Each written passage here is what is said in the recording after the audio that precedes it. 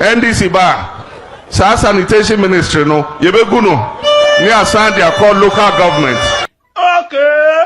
You will Kroma and Tokwasi ya Russia Ukraine war. I don't know manka. Hey nyano and a bomb watua. A whole president. That time no naman paying John Dramani Mahama. Now we may president. But what the president paying, what the minister paying, what the MP paying, what in the propaganda nti. Yenye whole president, former president John Dramani Mahama. Mane babon tin be two just say nyano and I'm a petrol bo kosoro. Take time. Yentema paying John Dramani Mahama niemra. Ukraine-Russia war. Now Ukraine-Russia almost kwa efa ya Ghana for efa ya hube. Yeah, it's your baby. Ukraine-Russia war. What's not play mu na okasa wo call Ukraine na. Ufi Accra 7,000 kilometers ansa no akodru. Na mo ko mo ntokwa. Den ese yesika sem. Na Cote d'Ivoire son kasa. Say Russia Ukraine na mo ko. And so now on the petrol side, so President Mahama is increasing petrol by 17% today, right? He's not the one. Petrol has been deregulated. Deregulated by who? But the sector I'm surprised though. You were in this country when they said Akufo-Addo has made petrol prices expensive. You were in this country. One cannot but come to the conclusion that Akufo-Addo-led government has run out of ideas. Hence, their decision to resort to such a rampant petroleum increase demonstrates that the Akufo-Addo government is insensitive and heartless to the ordinary Ghanaian. And we always continue to play their own words to you. They said Akufo-Addo is a wicked short man who has increased prices. Have you forgotten? So why is it different from President Mahama? Today, I'm telling you, Ghanaians, it is President Mahama who has increased fuel prices by 17%. We are going to blame President Mahama for doing that. Why will you? But you see how reckless that is? Because, of course, President Mahama does not determine the prices of crude on the international market. But guess what? Everybody could have said it. But the president, then candidate himself, said it too. one of the biggest sources of suffering and difficulty for Ghanaians today is the cost of fuel, which has skyrocketed to the highest levels. President Mahama said it too. What the propaganda about amemuma? What the same propaganda na be bu oman? Because on sema o kan ye no, it will be binding on you. Ah, obey say, hey, we dey or see no yo. We ye President Mahama e the propaganda e ka say Accra e flooded. It's like no more cash and crofutrim. But and then you can flood and kasa. Tema community 20 community 5 and 25. A floodiema. The whole place abedane issue. Maybe naturally and flooding even airport residential area. Lakeside. Now all the buildings are and down. And buildings are collapsing. And do you know why? Because Obia no pe omampenie di no propaganda say or the all set up Ministry of Sanitation. Also be cancel sanitation ministry. And today look at propaganda wa ye no. Look at propaganda wa ye no. Today sa propaganda no engineering matter na ye indiscipline. Indiscipline. Akufo-Addo can say we have to be careful and manage rubbish in Yemaye. These people told us Akufo-Addo are here Ghana for. Today you see the light and you want to talk about the indiscipline. Yeah, he's talking about indiscipline. What measures have you put in place to get the indiscipline? That MDB.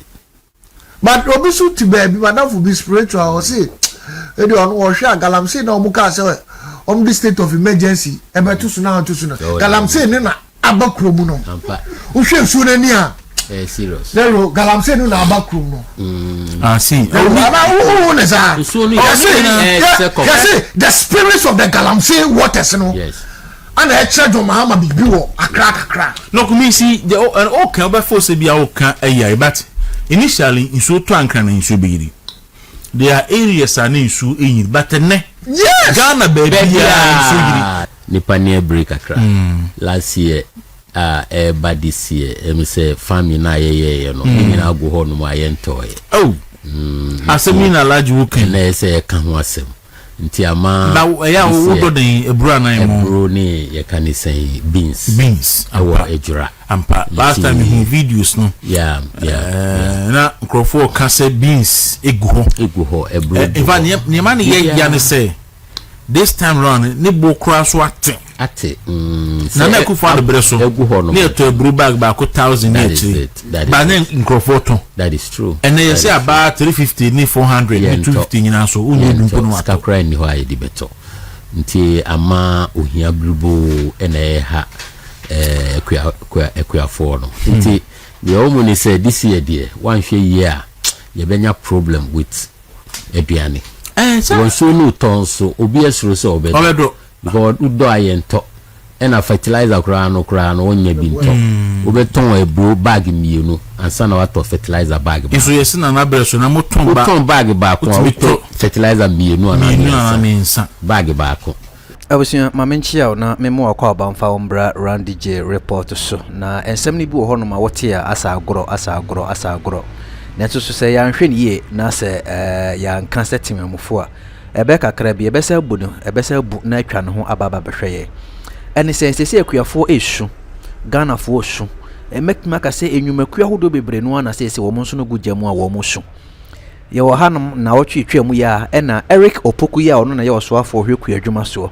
mechire Minister for Agric ode ba betu dwa se Minister for Finance ede ba betu dwa se wa mani sika pudio se won fa nso akuafo asene omo hia fertilizer omo hia intimba ana se seedlings a ye de eduedue ni ade akuafo kire se abandada na wotwa mu na biribiaro na wo bre wo mo intimba ana se seedlings a wo mo edua ene ndobaya hodo bebre no ana ban no a emma ye yesa na mani bi ne de ama akuafo no free no maka kodua fertilizer besaba wo mani aka ko spray okoko so wo ene ukutesika upe spray edro kura tokura wonya bi upe fertilizer to wonya bi bibie ne hono a obenya ne nyina ne se wono mkyere se finance agric minister no onya sika eno ade abo akuafo ho bra finance minister no so nya na adwen se oba be release sika bi ede ama akuafo ama mo so nya bi enti ababa esisi ahokyere pa ena ewo mu ye ebinom ka se bi ato Forson oba be president what say yes Eric Opoku ene education minister ne ho wo munyina pe president ni bi adi enti no ene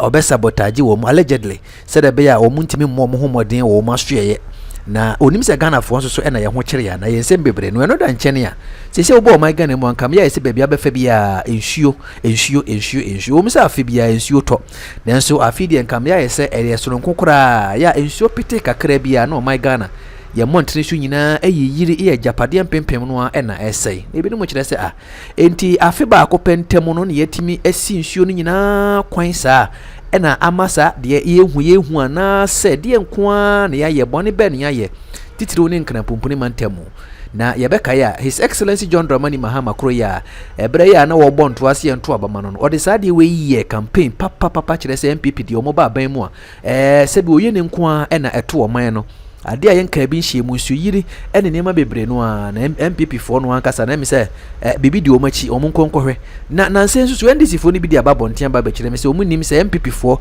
de NDC fo akwa aduro so ena se di nsu yiri fa wo mo ne ho pempena de ne nsem bebre no a na omo kana je bi ho no ma wote kora no a na asefem ena ye de za kyekire o mama ne yeye NDC fo na ade na se abu atwa ne ho aba behwe wo mo a wo mo hunu de wo mo nye wo mo ho kora o man ye nsu yi ne tipe na kyese ba bia aginsemu a hunu de corona yentie His Excellency John Dramani Mahama nsem o kan ye bra no opposition say aban no ya o de Ghana sika no de tiga tem no de ye nema no ono de oba obetwa sa Ministry of Sanitation no kra obetwam na odi ama Ministry of Local Government and local government for nso kokoye dai ono abai obehu se local government no muntwa ho omuntimi nya hwe esenka aban Ministry of Sanitation na ye gisika de shem mo motete wodona gates akese won kan o motimu ni ade no esenka o moto aso ye na so aban bai wo se obetwam yenim ede na asie ede na aba yenko tie His Excellency John Dramani Mahama bra na oye campaign nsem o kan ne nne de ekoso o mai Ghana mo. Wow, into planting for food and jobs no I di jaye no enne ma last year no aduane bebu ye enye se NDC so mo di omo ba ya ena aduane na bu nso yento nti ye hwe ne anyambe ba alajo hwa problem ne den wo de wo sector ho is it say aduane a Ghana food in so ate aban no be na because me say no be kasa aban na makwan mo importing maize e dey abagana. What is the problem? Is it no ana? Yeah, problem no dey doorso ne edi kan sika say di ma agric minister Eriko Poko osi finance minister amano ya ye ni say elenche bi no obo no essence o nyina epe o mampini adi nti mi first come out na TB na ko campaign nti akoba ni say on pese obema ni saska no the so the amano nso kra dia ene Ghana fo nkai bra ye wa abemu Ukraine Russia war koso no on say fertilizer ni we nyina ho ne ye kra free omuta say no dey affect ye essence two bomb na ebi maha na omo ahun say bomb bi abagana na eno nso another factor ena number 2 kra number 3 kra no minister no ombo number Eriko Poko no ombo number kra the West Agric minister mahunu no share extension officers in ho yenya fertilizer she koso in the farming sector inti no wonder say ye no kra free ministry ho no because ombo number kra na I pray say ni obeba no de ye farmers no ye bre na Addo baye no em say ye high kakra esanse nyama na ye hwehwe no ye nsaka uya ade no nso na na upa otumi ton miyeto na government idea I don't know ebi I beba agric sector because I have a lot esanse Ghana for as so they've seen the difference and a Ghana ni ye din send ya krona ye din no it tells you say Ghana for no for voting for His Excellency John Dramani Mahama and his unfit ministers the CEOs. Look at what happened here say boy am abaso me call deep wa ho private sector bia wakochena be bia wagigi sika free awardees ninsa table cry and just auto table 50,000 25,000 yeah the award ne be more na 50,000 into be na aboka 75,000 na other expenses cry na koji award no next week be award so what kind of government is that me for some time ni me nominate sa award nominate to a campaign for vote na dem me nominate me ameme because I'm tired. Serious. Imagine that, but it's a better nominate to award. Now over your campaign, move vote, no be the Penisika. No, because Obi efforts away your Jumana Bebo Abaswa. Wait me, I recommend but say, we met to Jessica for what? Let me say whether a private. Look at them. A public. I have no. They have no credibility. That's the thing. Yes, say the allegation is that. Unipane the Ghana for taxpayers' money. That's it. Brand at the idea award. That's it. And then when the expert president and they say, "Obey investigating." Yeah. Now some all he said was that next time you give a award is Sana, you have to seek clearance from the presidency. And Sana, look at it. Esan said the hue and Christ send your Ghana for you did they for award no ntina okasa but Ghana for ye dinyanka or one special page your mama abe bomb about say ministers and we na make no because so your president na say also we serious about fight against corruption now you should be worried say one kasa will appointee that cigar no ba allegation say the colleagues na kutua bribe that's true. And the demand. Tell me one of them deserves that award. Just one. No, not even one. She Greater Accra regional minister. I mean, a sorry of a minister. She Accra. She flooding in Accra. She filth in Accra. Yeah. And actually, ni kasa or no cry ni kasa Accra nye. Such a person. The Juma Ben Awaye. Do Accra. Do you drive in the night?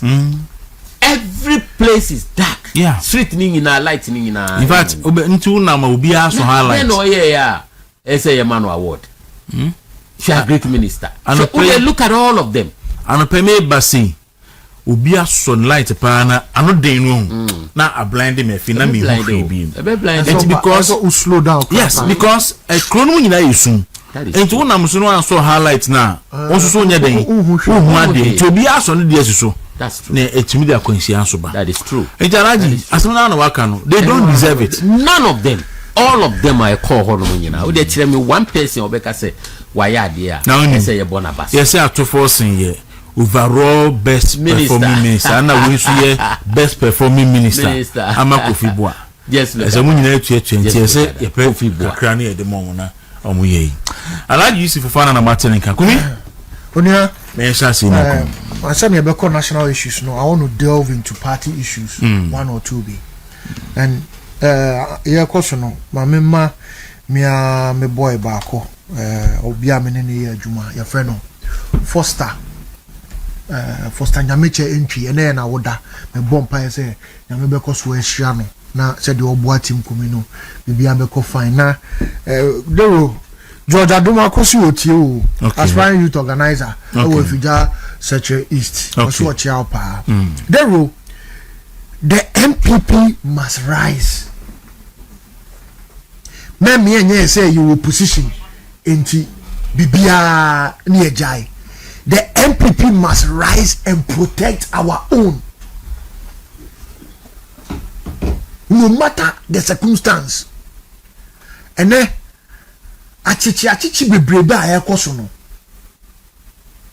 it's only a message from the NDC the one person the MPP alaji meboa enti ene unu say MPP ni bi gina court we gina court who say maybe say oni sa nipa no problem who party oni sa nipa no problem enti say you there who say the omu dey nipa no when they succeed they will be able to do it to you alaji meboa sanity papa Dero, I have a serious problem with this Chemawu to me issue.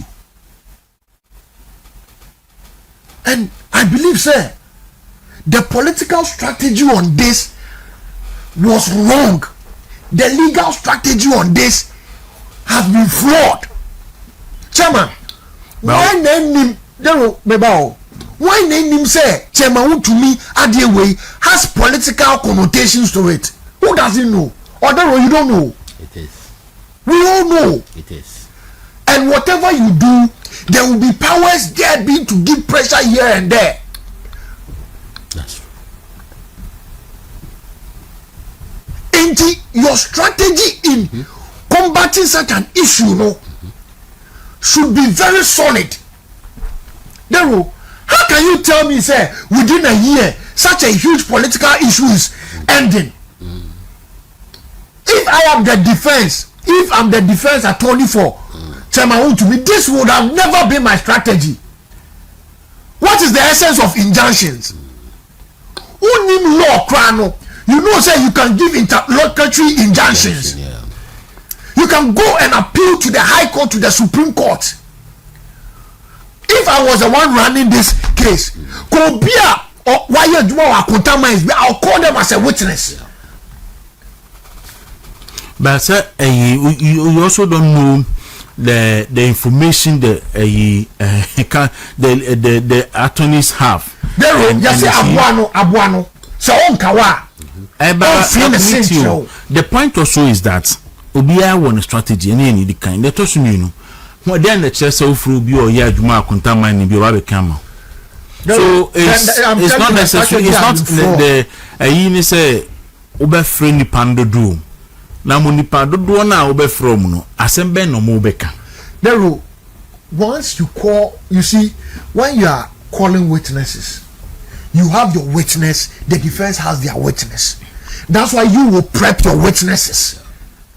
And I'm catching Crawford say you have to understand when it comes to these legal matters, no, you have to understand what is case management. Case management is not done just between you and the opponent. But also case management is done because you want to win. Your credibility as a lawyer is not that you've gotten a big client and he's paid you. Your credibility as a lawyer is to win a case.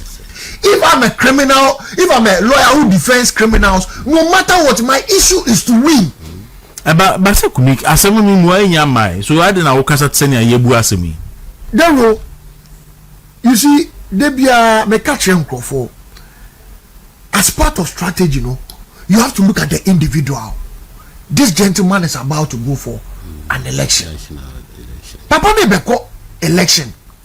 You should have given him a strategy to know, say, we will hold on to the case for you to finish your election. And Baba, you see, you should also acknowledge the fact that any lawyer on the control case, the case is controlled by the judge. And we should also know, say judge, as a here case here in day by day. Court to say obey case in day by day. All lawyer obeying. You know, also obey ya. I didn't be now obey. If a judge calls a case and there's an injunction by the Supreme Court, you sent an appeal to the court. You sent. You see, I understand where you're coming from. I understand where you're coming from. When you see, baby, it's calls a buyer so on daily basis. Expresses our frustrations are expressing. Every day, say, quick now contempt the door, and now we see, and a lawyer no, and a bad beer. By see, Osha, there was a year to mount me file a submission of no case. Lawyer no, and a court in my ruling, and a lawyer no, a year appeal, court of appeal. Oh, no, now or stay or file stay. So mon train cause say court of appeal be there some na court ni say on stay na appeal no betimi awo ho arane na we nso arane at the same time, and then or say ko file an appeal to that ruling court of appeal say so I file a case with appeal court NC case we who can say we better aso. And there was a precedent say in the case of Addo Forson which is the Attorney General Abriana Addo Forson no ma file appeal no. Now the substantive case no court. In the appeal court ruling no by no. And na itwa high court in the no itwa so. So in that case court na ma indication say o file appeal kra no a e be den ye beto asem so kusi appeal no beba. Enti no mimi hu ni say in the mind of the judge no ti asem no so no. Why na adwen ni Attorney General ne say on person mudi asem no intentem we sisia. And again, there was another example. Chairman, want to meet third witness. A delay. There is an cobano. Wama. Chomuko pray to the court to say, court nima omo brenomra. Court nima almost 7 days. Says 7 days in the man for witness now ma obe close case no wa ruling. So you see, a year on and to buy on here. The me whole frustration now would name and all of us are frustrated because sending a seminar travel. What the two previous ones be home? He saw puni dear. He said, "Say we are going to go dear." They say, "You know, dear one. It's me travel 8 years." At 2 years, what I say because I breno under NPP no. In my mind, na Attorney General no any a judicial ni na fair no money ye but it do baby na quite say as a way dear alaji dear ye who say a queen be as soon as say ye per se for some reason e say we are some winning ya. Look, Attorney General publish oral cases obohu no their contaminating account, but contaminating has nothing to do with oral. A contaminating has nothing to do with oral. Oral and also operation recover all loot and grow for a weird scar and our kwaji. A contaminating is cabin what's it? Won't you where his frustration comes in? Yes, because when it shows clearly said there's a political agenda. So we must frustrate the process. And no party no no see say oh baby o ka kono menen ho na me hwe na adwen say is a oka party asem a me no ya adwen and time bi buy a me be kan wa fidi say hwe MPP for mo nyama adwen se chairman wontumi na anya na asem dabi etino dabi ba sa me binu ye omo position say o chairman wontumi na o yi TV o yi gold wo TV so no ono hwan na chairman wontumi. But see, the point is that chairman wontumi a oye regional chairman for the stronghold of the party na owo ni sika na onumpo okrita sa position no so ono ne ye ni say ya Never be say who say na won so ordinary party no. They will bundle you like this and throw you to jail. So that say you know, except party you be farming. Yes. Asa akukọ funu yo. That be say you know. Like akukọ funu. That be say you know. Anopetu 2 before 6. Me ohana general secretary frame. And I say the room is general. I say ayifo akoko mi fie. Inti Bomodiana draw party for attention. Na party phone call. Na me time in so say me program. No more kind news. Then I have to cut into the news. Na me nya announcement series say say obi o temi bia nkoko mi fie. Ni fie o ha say obi enkoma o ben nyina mo adenta made no obi anrashin ko osisi a na say. So that say enti say party na hu say o ka ba ko a waka nyina ade a. Kumi. And then do you know the number of MPP for in court? I face criminal prosecution because of some market. More than 72. Yeah. Now, now process any course. Confirm you almost so yet you are mom bill na you. There be. Shey ni achenkwa. Ofikumase eba court wonka every day. Baba Mando eba court. Fancy comedy eco court. Say Obama eco court.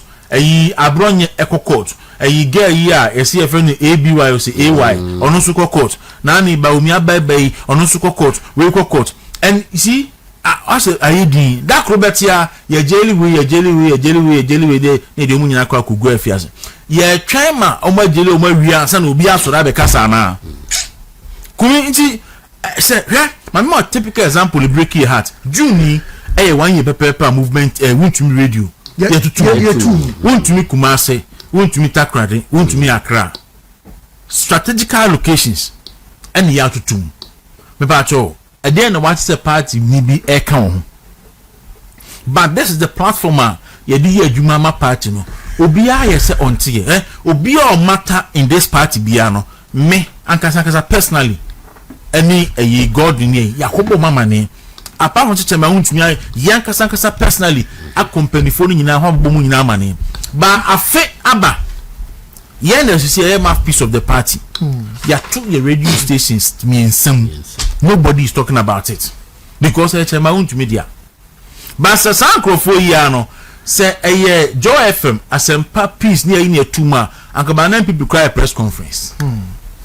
And so Obi agri say I won't to me na 7 no kon ntokwa say dua munumpo ne jademu ahia na dua wu so be den kumi and I just want to broaden the perspective so that we don't stress so much on the legal contempt 7 years so I say second thing there it's important for us to party for in protecting ourselves no as you say there are people are omokasa SA party no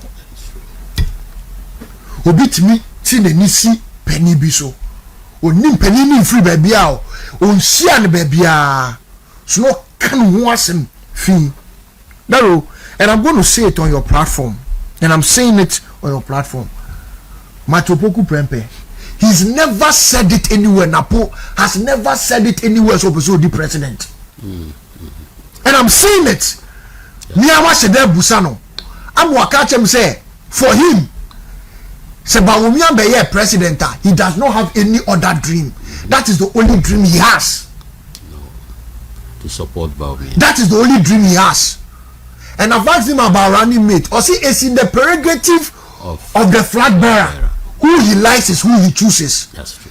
Running mate in lobby then I call lobby because me who say for some time in Profoya on the some papa no and nobody comes out to speak now say Sami Jenfi father-in-law Mr. Mankwa no it will interest you to know say Napo has known the man for 20 years before Sami Jenfi came into the family. The man has more children not just the one Sami Jenfi got married to it will say peniphobia omuti Kumase I'll be MPP for now papa who who say NDC for Baho. Did they come because of Matopoku Prempe? They came because of the man. Because now Papa Nankasa Yohine and he had his own personal dealings. And Dero say Madam Fuwa now Madam for the ba ako wari obi o political opponent. Why should I say enunti no madofo no ana ka che de ba no so ware na that's it. So there are some of these things is becoming unbecoming. We must protect our people in the party. The Bianca Chenko say the greatest loyalty me who obi they say he has the resources, he has the capability, but decided that because of loyalty he will not act. Napo had the opportunity to run for flag bearer. Even his deputy, type of education, Educhum, run. But to see, I am loyal to Dr. Baumia. And we saw the work he also went to do in the middle belt. For Dr. Baumia. It is no big baby say, Napo as Maui, Napo has never given anybody money to speak about another politician. Obia, Sami or Sami Jenfidas walk out, or call or no Sami Jenfia ye, I. So then we must be careful and protect our own in the party. Okay, so that one on that issue, kumi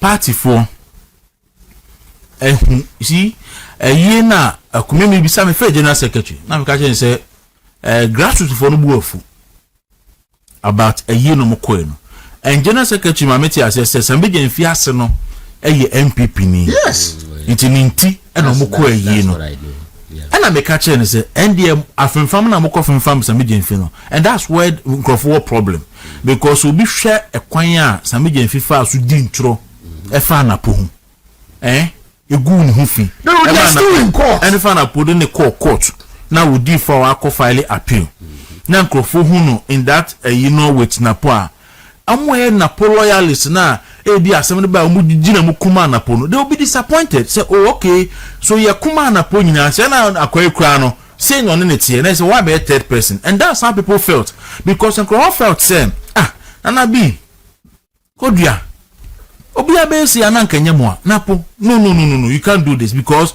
ekwanya Samije Mfi MPP mpenifo fa so gom hu fi no they were not expecting them to be in that situation with Samije Mfi. So I say, and no, you can't stop anybody. Say, Obi be express it or not. No, you understand. But send your work for 40 years. Me can't say move.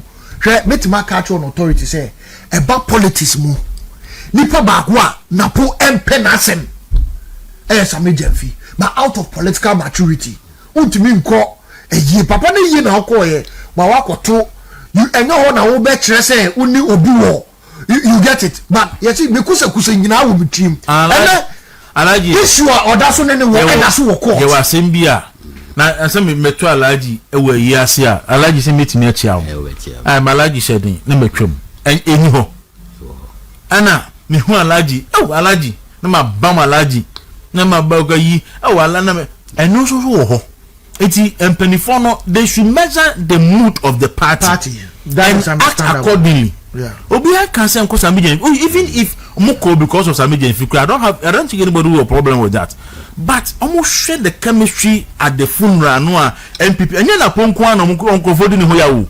Empenifo na ko yes ani nyina party for na di omo ho yawo. Eye honest truth nti say e ka kire omo because ohwe Samije Mfi kon de akufo ado fa so. Odi Napo e fa so. Kwaku ajima menu MPP mpenifo why na Samije Mfi ni ntoro mu ni so.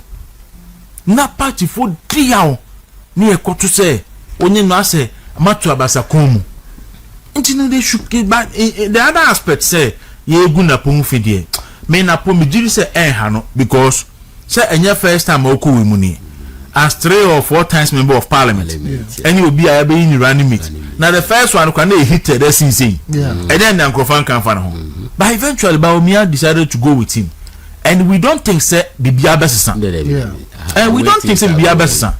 What I say nti we say meaning say be yesi enye na akoko hu bi da na awumewu. Na kuruaba so de enye ne on TV da ni twi. Atia. Aha, nti no esa no atemdide ni podie ma ne hawo. Na mo hwe na mo ntie grassroots fo ni su. Na omo ni grassroots fo ni nko. Mami ko Alaji ho na minti Alaji on this issues. Alaji. Yo, me da wase. Me say nsem no de eno ani ye kan no na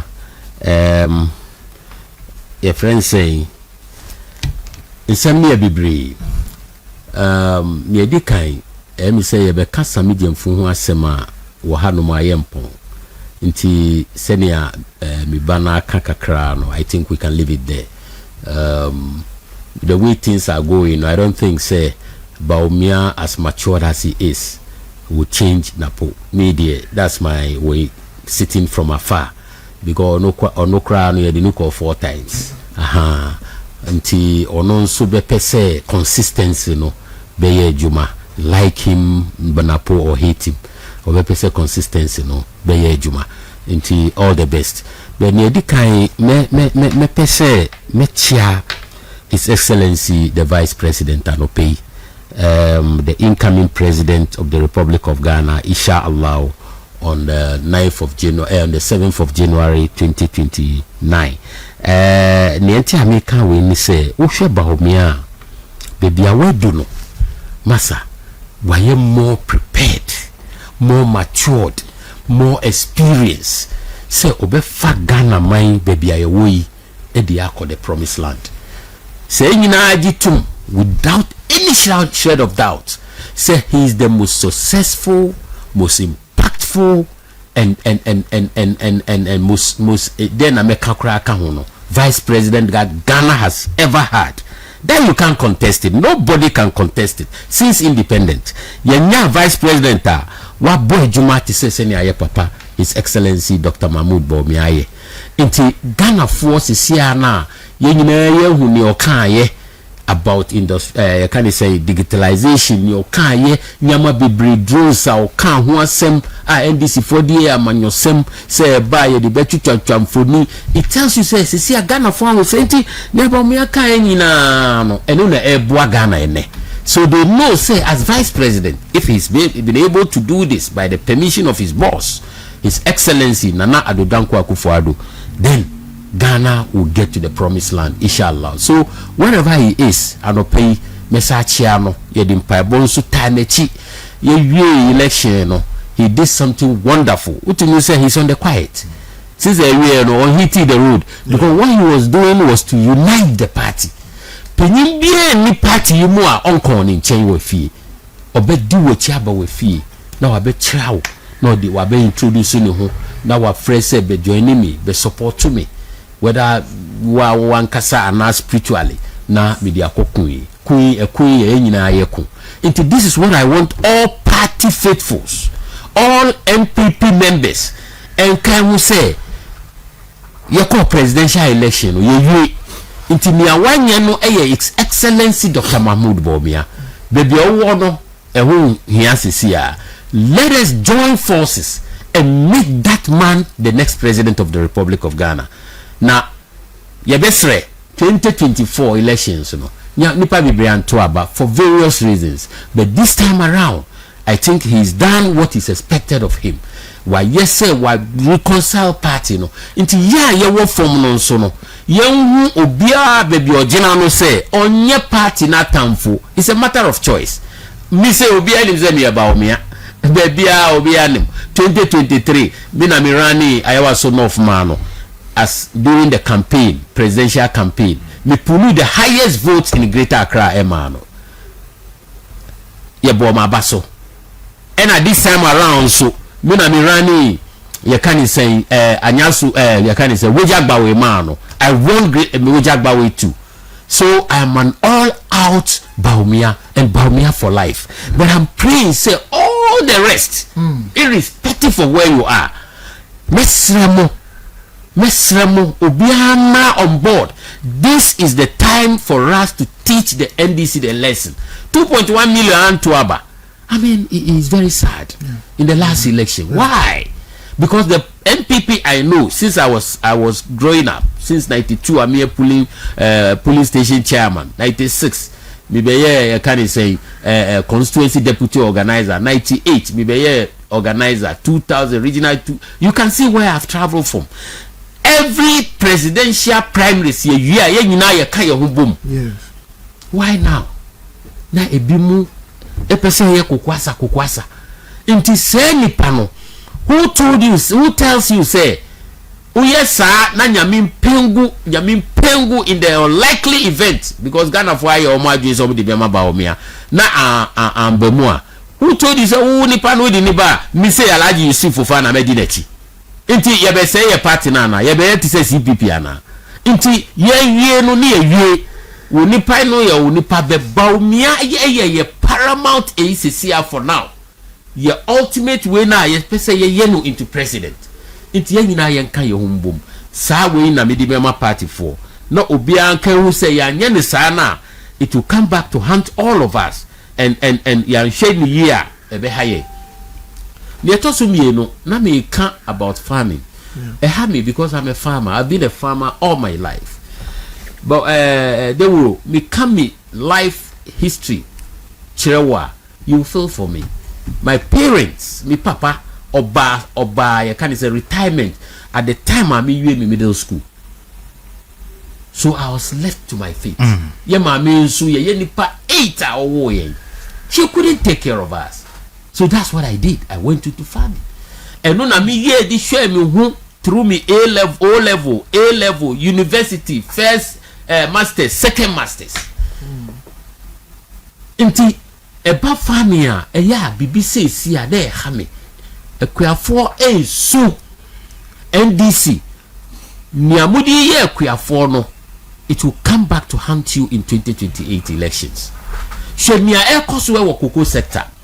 For 88 years of our, you can say, starting say, ye ton cocoa wa manone, ye tea soda.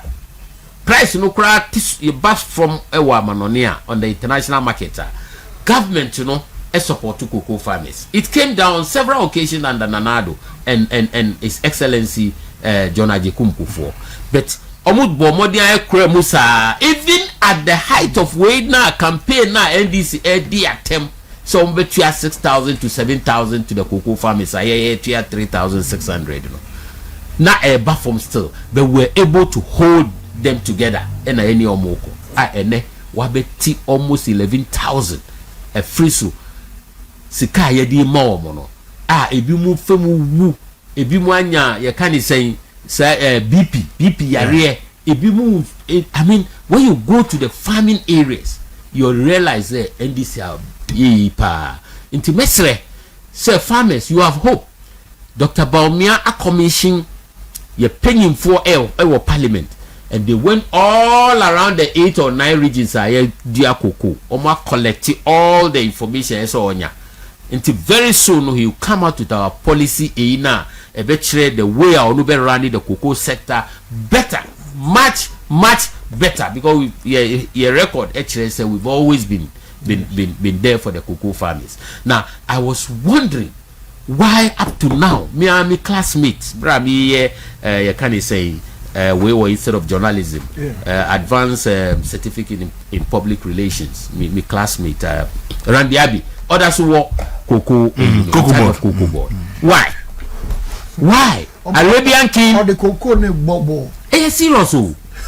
Now coming in himself cocoa sector no every time you be so head cocoa sector no he comes from that cocoa growing areas. He understands the farmers very well. Now obi amini na try cry. Me cry say me hear farming from me my childhood. No cry cocoa cry me say who be that. Head in ho. Look at what is happening. Unim ni fie no cantonment. Yes, sir. A castle Bubudana Gunwes in Fufro. I'm telling you. Beautiful. Wako sika watam ediako shop was more than he's living more than. And then ya moka now buy no. So or transfer 50 directors. Our Forson we MPP for a transfer more around. Now director ba kubia so transfer na. Yes, so man is saying, man is saying 80,000 CBB as 8,000 yes. Me almost can say either 80,000 or so. Yeah. No so yes, scarce all the man. Yeah. The way to me a movie a concert to be the okono. And then you multiply that by the 50, nipa 50 no transfer no who a car or the abu. Now pickups 110 or kotoya. Any Land Cruisers. Any Land Cruisers 4 also. Wow. Meanwhile, cocoa farmers. And now make us say last time, the moment me into a cocoa moti cocoa sono. Now on a marketing cocoa marketing company see you air con. nti ebere so mutun kuku no omanton ena make say santo kwani nya yes even wako kuku marketing company CEO na ko to the sense around there been crop for wo ne office wo nyina wa yi omu nyina dey free ho nti ama nti ahwe yin so a the next crop season so no yetete ho ana kuku no omasan aba abete so they were also going to farming because one you understand. Well, you said me a farmer. Me papa, but ye dey say ye ni edo ebru. That is true. Ebru mountains there. Ye ni said that nye koko dey ni will be but wo inche no dey ade ankrofo na ehwemi koko dey menyi bi ho adwuma kura bebre but ebru dey ado a eno ano kumi na me sure say bi onko afumu da me jalaji media that's not the least o se mi say o ebru dey aye ho adwuma lero me wie na me bana bamu a me say nanu ina me share news one of the networks me follow way na it's a fact kwesi prat for once or can be man come kuma okay or lining up all the presidential hopefuls of the NDC and now all bisa Ghana for say what is presidential about these people and it's true what is presidential look at them look at those who are coming to succeed and be at the helm of affairs. Look at them. Minka so mun nipa. But my goodness. Now you see next Ghana president now you see His Excellency Asidu Ketia. And now His Excellency the Chief of Staff. And now His Excellency Eriko Puku. I mean look at these people. Look at them. Wow, and it tells you, say, say we have the men. We truly have the men. Look at our people. Look at our standard. Our exposure when we were coming. Never compare with you. You can't say we have the men. People don't understand. We have the men in tea. Ene me ye krakrano. Me this says me betuja. I'm a northern Gan. I was born, bred, educated in Accra. Typical Adabraka boy. And then later to Nima, where my mother relocated. Unim, wagame ke wa shida kuwe, wakeda MPP shi. Eja ke gamba bele gamba chon Gan eja MPP. I've always said this. Look, President Kufuor when he was coming, he said this is Greater Accra. Yenina your nation's capital. He's going to ensure say Accra be fan into my pafra. Yes. He's going to ensure say obe open up Accra. Obe dualize the whole roads, major roads leading in Accra into Accra, and he did it. First, mitaka has a midebiao. First, ujina circle a single lane to Kumasi. Yes. Kufuor is it dualized? Say three cry a friend is saying.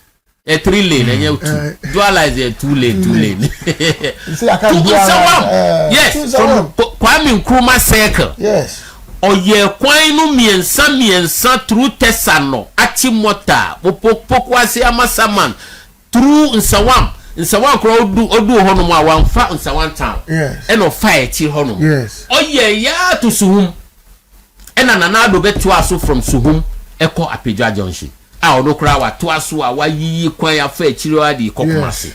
Ubetina Tete Kwashi runabout. Only say Tete Kwashi runabout no. It used to be the biggest runabout in Africa. The biggest. Yes. The biggest in Africa. Your boss says I want to mean for I'm Roberts the shareholder bush runabout to bush can't. Oh, traffic criminal. Tete Kwashi Kufuor baye obeye interchange. Come on. And now dualizing road no so about no see a 3 lane to Eburi through a immense Madina to Eburi mountain no obebubu Eburi mountain no amona no double lane kakro no onim ko no abo Eburi mbabo adwadifo Eburi peso road route bana kete Kufuor be dina tema runabout that time it used to be a runabout or dualizing road no to Pon Junction from tema runabout na a single lane towards Aflao from Pon Junction so or as for 2 air to Aflao Kufuor Malan Junction na a single lane towards Kaswa, Cape Coast, Takoradi. A single lane car bar na a share almost share almost say. Kufuor be here no 3 lane from Malan Junction to Kaswa. And on some asphalt from Kaswa to Yamransa Junction at Cape Coast. Kufuor ya ebe jina e kan saying she High Street. One High Street. Na a single lane. Kufuor be dualize no from Kole Lagoon any Kole Lagoon bridge yo. Kufuor jipa numba gbelegbe le fele nyonyonyo. Ke o ya ne ke choji enyo ya. Ko ba hu choji enyo ni ba. Ke cho ye kan saying Old Bank of Ghana building through Accra House of Hope Park to Independence Square. N1. Ena Kufuor emeba. Ena Kufuor dit road no eto Starlet 91. Esan says at time no na enche bia no maji World Cup, the first World Cup and or even the second. Ya no mo ba ya na mo yi Starlet 91 street you know. Aye no Atamils High Street. Atamils so onye road bia wo ho no. Minye na ni wo menu yo ganlo game ale ake wo fe ko wo ha game. Ni wo gbe na hu ko oje tete kwashi interchange hu. Kwame Nkrumah moto wo eje egbe ona ye. Kufuor ya to shika ni George Bush bagana, the president of the United States of America, George Bush. Abraham Kufuor $547 million Millennium Challenge account. No kefe you can say N1 no every tete kwashi efa can say Jowulu efa La Paz up to Malan Junction. Nye kwa boni Kufuor ke MPP egbelega na do eba chano ke je teshi e fero there ko still e dualize le na wa ya ko ye interchange wasakumo no e twaso tutema mun hwese ne ye die akremo skyscrapers e dan akese tintini nyina Kufuor mreso na start wa Accra until then no na ye wa Independence Square akramo nyina no ye wahu until then no uyi can say State House Parliament House framework uyi with skyscrapers I think about 2 or 3 in Accra and na bebia u dey share airport enclave Kufuor na ye hono mo say yenye no datin ye nton man kran ene ya nya holiday in ni banks akese or airport. Kufuor and MPP and Nanado open up Accra for us ene meni wo ka say she send ya wakukuru ye kan say habo wakukuru habo ekosi Jamestown bank wom police station wo ho ye kan say school wom e wo ma crèche ni kindergarten ena bibia wom fire service station nyina wo ho no alaji me da ka fi ko agan freezer ni ye ake ke wo ba teshi ni wo ke susu NDC biahi ni da na amale so ananado esi over 50 almost 60 you can say astroturfs in Greater Accra alone. So what do we want from a government? The we chen wo ke fi oni wo no na ba ke wo chon the gen wo chon she wo kai yake government ko ye ni ke ba wo na me say wo be ya school free ame yoni free ame hey school atale o hey school atale aha me textbooks ame pay final exams fee wo kai kon wole yake anyone ye me ba gbe gamashi NDC PNDC the number Makola when they came to break the Makola number 1 no more na Makola women no wa omutumi nkranfo sata usi lawyer pana na ye nkrani ene lawyer for ahini enya as gans esan say Makola number 1 no ye bubu ye no ye dia Danny Hawker Park ye ton sanso wo hono mu ya name after ye can say Rollins Park. What Rollins Park? Inti Ghana people and we those living in Ghana and those of us who have so way into Ghana with Ghana families, Ghana wives anyway no. Yen kan we say MPP ni Nanado ni ye can say but miamu ni His Excellency Kufuor ya ye bia Greater Accra papa. Oh you are done Alaji. Oma de Ukraine na wo yasi aba oyiwado Alaji nkran 12 moye 12 aba kasina mesini Alaji di nkran afi so ha no kumi mami to ni oze o de propaganda ebu omanya oba all the propaganda eba amemuma all the same propaganda na na bebu o man because on sema wo kan ye no it will be binding on you obey say hey we dey o see ano yo we hear President Mahama the propaganda ga say Accra e flooded. It's like no more cash and crofutrim. But and then you can't flood and kasa. Tema community 20 community 5 and 25. A floodiema. The whole place abedane is you. Maybe I'm naturally and flooding even airport residential area. Lakeside. Now, all the buildings are and down. Buildings are collapsing. And do you know why? Because Obia no pe omampenie din propaganda say or the all set up Ministry of Sanitation. Also be cancel sanitation ministry. And today look at propaganda why you know. Look at propaganda why you know. Today some propaganda no engineering matter na yen indiscipline. Ekufado can say we have to be careful and manage rubbish in Yemaye. These people told us Ekufado a year Ghana for.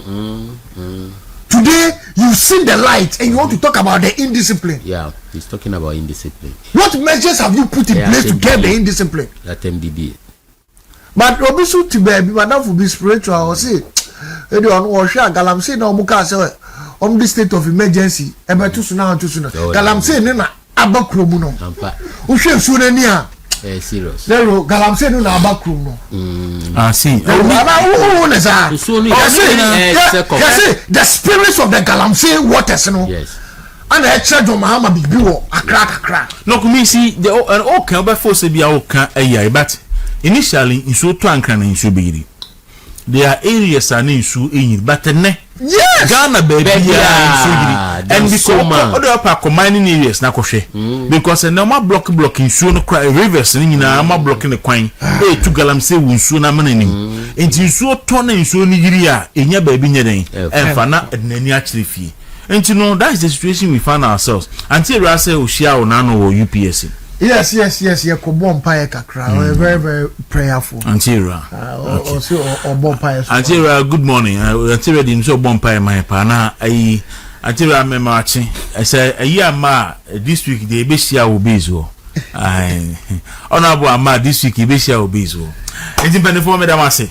Alaji peso ka bibia pese me ntia na mpese metia na nipa no kura wukura na o se me ntia o so o bo baba bi o peso de ma o sa ye frɛ no Nana Ufuriata sa oye chairman of the Council of Patrons e wa Anyaso Utu and osan ye former secretary to Akufo-Addo family.